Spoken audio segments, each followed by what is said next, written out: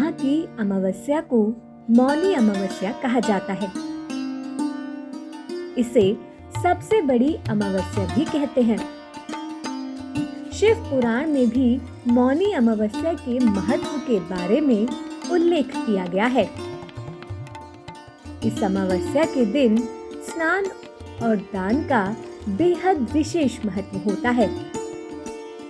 इस दिन पवित्र नदी में स्नान करना बहुत फलदायी माना जाता है। साथ ही इस दिन दान देने से ग्रह दोष खत्म हो जाते हैं। मौनी अमावस्या पर भगवान शिव और भगवान विष्णु की पूजा की जाती है। कहा जाता है कि इस दिन मौन व्रत रखने से पुण्य फल की प्राप्ति होती है। इसके अलावा इस दिन पितरों का तर्पण, श्राद्ध और पिंडदान आदि कर्म भी किए जाते हैं। आइए जानते हैं मौनी अमावस्या की व्रत कथा। पौराणिक कथाओं के अनुसार कांचीपुरी में एक ब्राह्मण अपनी पत्नी धनवती, 7 बेटों और बेटी गुणवती के साथ रहा करता था। उस ब्राह्मण का नाम देवस्वामी था। देवस्वामी के 7 बेटों की शादी हो गई थी, लेकिन उसकी बेटी अभी कुंवारी थी। उसने अपने बड़े बेटे को लड़का ढूंढने का काम सौंपा था। एक दिन एक पंडित ने गुणवती की कुंडली देखी और बताया कि देवस्वामी की कुंडली में मौजूद दोष के कारण गुणवती विवाह के तुरंत बाद ही विधवा हो जाएगी। तब देवस्वामी ने उस पंडित से इस समस्या का समाधान पूछा।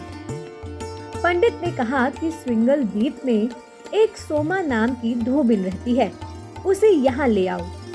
उसकी पूजा में इतनी ताकत है कि वह गुणवती को विधवा होने से बचा लेगी। पंडित के कहने पर देवस्वामी का छोटा बेटा और गुणवती सोमा को लाने के लिए सिंगल द्वीप की ओर चले गए। रास्ते में सागर पार करने के बाद थके हारे उन्हें एक पेड़ मिला। वह दोनों उस पेड़ के नीचे आराम करने लगे। उस पेड़ पर एक गिद्ध का घोंसला भी था। उस घोंसले में गिद्ध के बच्चे थे, जो गुणवती और उसकी भाई की बातों को सुन रहे थे। जब गिद्ध ने अपने बच्चों को खाना खिलाने की कोशिश की, तो उन बच्चों ने खाना खाने से मना कर दिया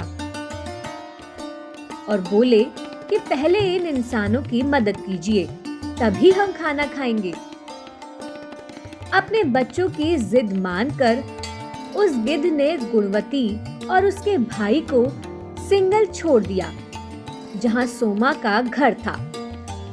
अब दोनों भाई बहन सोमा को प्रसन्न करने के लिए योजना बनाने लगे। वे दोनों नित्य प्रातः उठकर सोमा का घर साफ करके लीप देते थे। इससे हैरान होकर एक दिन सोमा ने अपनी बहुओं से पूछा कि घर को कौन साफ करके लीपा पोती करता है। सोमा की झूठी प्रशंसा पाने के लिए उनकी बहुओं ने कहा, हमारे अलावा ये काम कौन करता है माँ जी।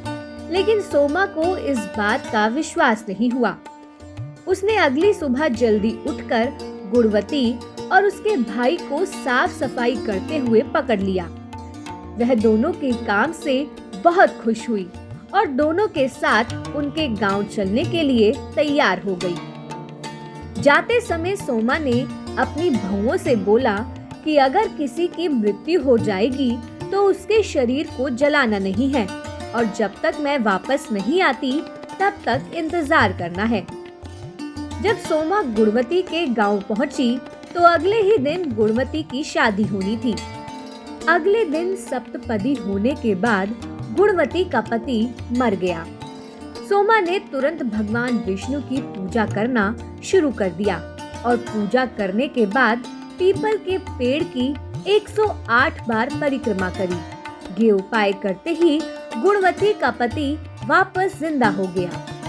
जब सोमा अपने घर वापस लौटी तब उसे पता चला कि उसका पति और उसका पुत्र जामाता मर गए हैं। तब सोमा ने ठीक वैसे ही किया जैसा उसने गुणवती की शादी में किया था।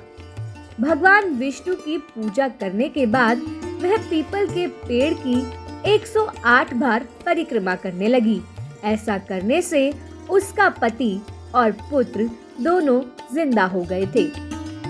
यदि आप भी मौनी अमावस्या का व्रत धारण करते हैं तो मौनी अमावस्या की ये व्रत कथा अवश्य सुनें और भगवान विष्णु की कृपा प्राप्त करें। आप हमारे संतवाणी चैनल को सब्सक्राइब करें, वीडियो को लाइक करें, शेयर करें और हाँ, बेल आइकन पर क्लिक करना बिल्कुल ना भूलें ताकि हमारी किसी भी वीडियो की सूचना सबसे पहले आपको मिले।